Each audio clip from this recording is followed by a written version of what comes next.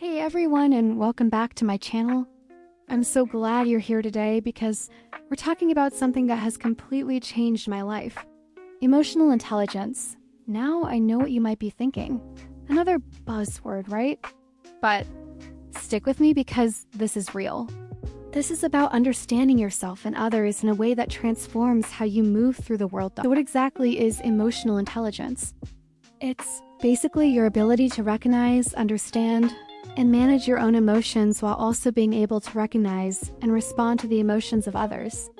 It sounds simple, but it's actually incredibly powerful. I remember a few years ago, I was in a meeting at work. My manager gave feedback on a project I poured my heart into. My first instinct was to get defensive, to argue, to prove I was right. But something made me pause. I took a breath and really listened to what she was saying. I noticed the frustration in her voice, but also the fact that she was trying to help me succeed. Instead of fighting back, I said, I can see this is important to you, and I want to understand better. That conversation changed everything. Not only did we find a solution together, but she became one of my biggest supporters. That's emotional intelligence in action. And today, I want to share with you how you can develop this skill that will transform your relationships, your career, and your entire life. Let's break down the 5 key parts of emotional intelligence. Think of these as your emotional toolkit. First, we have self-awareness. This is about knowing what you're feeling and why. It's that moment when you catch yourself getting irritated at your partner for leaving dishes in the sink, and you realize you're not really mad about the dishes. You're stressed about work and taking it out on them. I see this all the time with my friends. Sarah will text me saying she's furious at her coworker for being late to a meeting. But when we talk it through, she realizes she's actually anxious about her own performance review next week. Self-regulation. This is your ability to manage those emotions once you recognize them. It's not about suppressing feelings or pretending everything is fine. It's about choosing how you respond instead of just reacting. When your teenager rolls their eyes at you for the 10th time today, self-regulation is taking that deep breath before you respond. It's saying, I can see you're frustrated. Let's talk about what's really going on. Instead of yelling about respect, it is motivation. This is about understanding what drives you and staying committed to your goals, even when things get tough. It's that inner fire that keeps you going. Think about my friend Lisa, who started her own business. There were so many moments when she wanted to quit, but she knew her deeper motivation was creating flexibility to spend more time with her kids. That kept her going through the hard days. Fourth is empathy. This is your ability to understand and share the feelings of others. It's not just being nice or agreeable. It's truly stepping into someone else's shoes and seeing the world through their eyes. When my sister was going through her divorce, I wanted to fix everything for her. But empathy taught me that sometimes people don't need solutions. They need someone to sit with them in their pain and say, this is really hard. And finally, social skills. This is how you use all of this emotional awareness to build better relationships. It's communication, conflict resolution, and collaboration all rolled into one. It's knowing when to speak up in a meeting and when to listen. It's being able to disagree with someone while still making them feel heard and respected. It's building the kind of connections that make life richer and more meaningful. Now let's get practical. How do you actually develop these skills? I'm going to share some strategies that have worked for me and the women I know. For self-awareness, start with a pause. Before you react to any situation, take a moment to check in with yourself. Ask, what am I feeling right now? What's behind this emotion? I keep a small notebook where I jot down my emotional reactions throughout the day. Not for anyone else to see, just for me. Felt frustrated when mom called during work. Felt proud when I finished that presentation. It sounds simple, but patterns start to emerge. For self-regulation, try the name it to tame it approach. When you feel a strong emotion, literally name it out loud or in your head. I'm feeling overwhelmed. I'm feeling disappointed.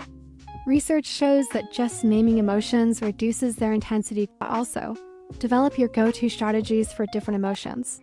When I'm angry, I go for a walk. When I'm anxious, I do breathing exercises. When I'm sad, I call a friend. Know what works for you? For motivation, connect with your values. Write down what matters most to you.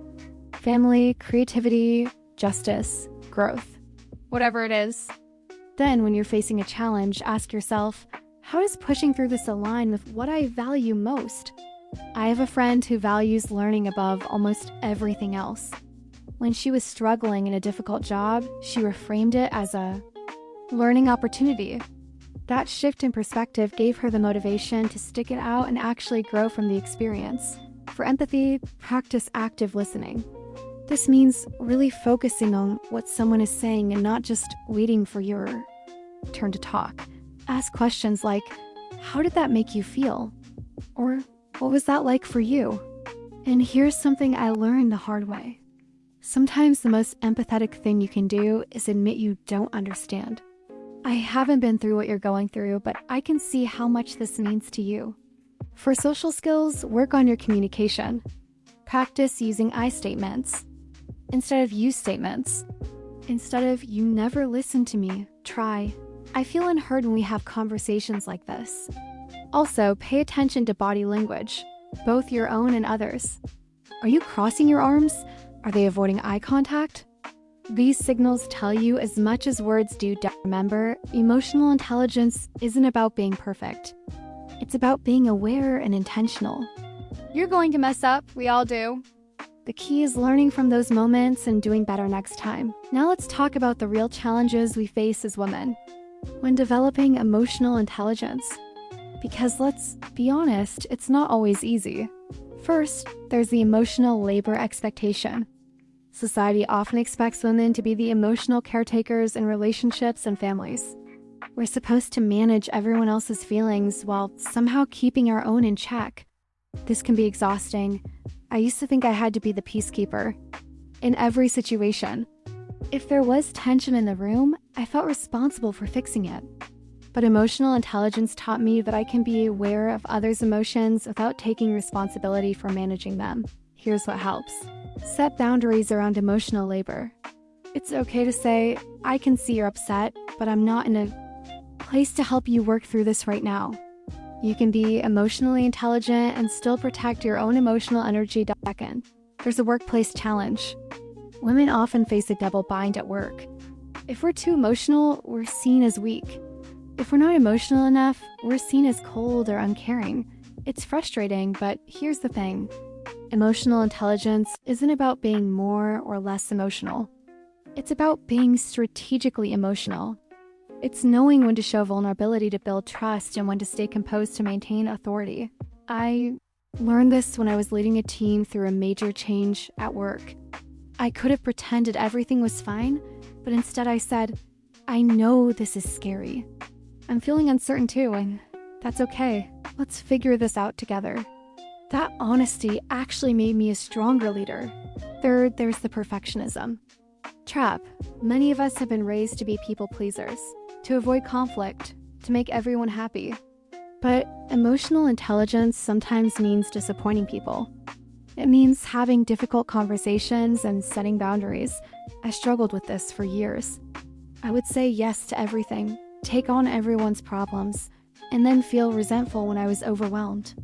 Learning to say no was one of the hardest. But most important skills I developed. Fourth, there's the comparison game. We see other women who seem to have it all together, who never lose their cool, who always know the right thing to say. And we think we're failing at this emotional intelligence thing, but here's the truth. Everyone is fighting battles you know nothing about. That woman who always seems calm, she might be struggling with anxiety. That friend who's great at conflict, she probably learned that skill because she had to navigate difficult situations growing up. How do we overcome these challenges? Find your support system. Surround yourself with people who understand this journey. Join groups, find mentors, build relationships with other women who are also working on their emotional intelligence. Practice self-compassion. Talk to yourself the way you would talk to a good friend.